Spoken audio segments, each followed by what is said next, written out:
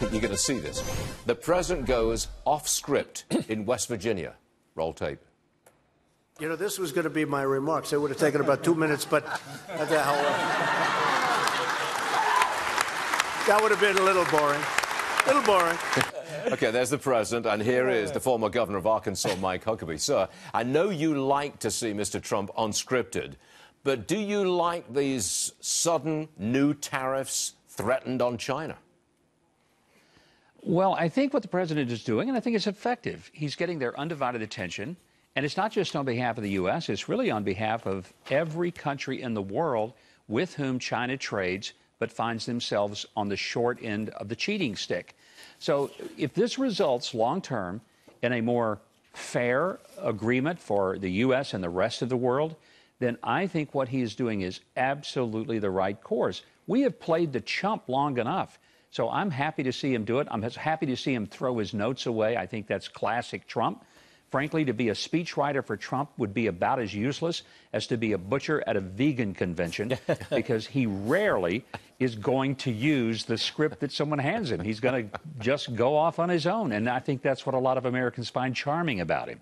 I'm sure you've followed the progress of the border dispute. Yes. We're sending 2,000 to 4,000 National Guards people to the border.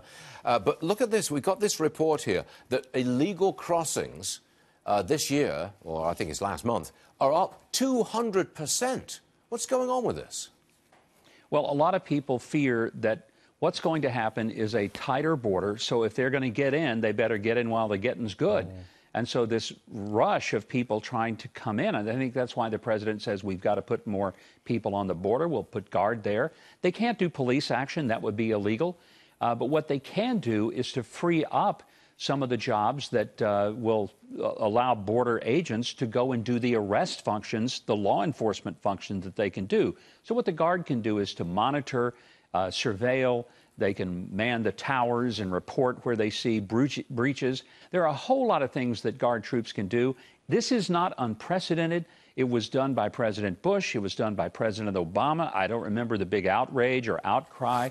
I don't remember anybody, you know, tearing their garments and shedding tears on television about it. But when Donald Trump, the president, does it, it seems to bring out the worst in some people. Do you think in some ways he's going after California? Because the governors of Texas, Arizona, and New Mexico have all said, yes, fine, put the Guard troops there, no problem. California has not said, yes, OK, go do it. They're kind of delaying on saying that. Well, I don't think this is a directed action toward California as much as it is. This is a fulfillment of a campaign promise that he made. A lot of people in the political world and in the journalistic world are not used to a politician actually doing what he says once he gets in office. They're used to saying, well, now that I know better. And Donald Trump is saying, no, this is what I said I was going to do, and I'm going to do it. And it shouldn't be a shock to anybody. It would be a bigger shock if he wasn't trying to enforce the borders. But California is going to have to decide, are they one of the 50 states of the Union, or do they want to be a separate country? And if they do they want to be annexed by Mexico? Because they're about to be anyway. That's where they're headed. And I don't know that that's what the people of California want, even if it's what some of the more ridiculous left-leaning politicians seem to want. Well, you know, they may get to vote on it because they're trying to organize a statewide ballot initiative that would say, no, end these sanctuary state laws. I mean, the people may get to say on this. I hope they do. And if California does secede from the Union, I do want us to keep the San Joaquin Valley. Great people, and it's the agricultural breadbasket for the world, and frankly, we need it, and they probably need to be free from some of the excessive California regulation. You're just terrible, Huckabee. You really are.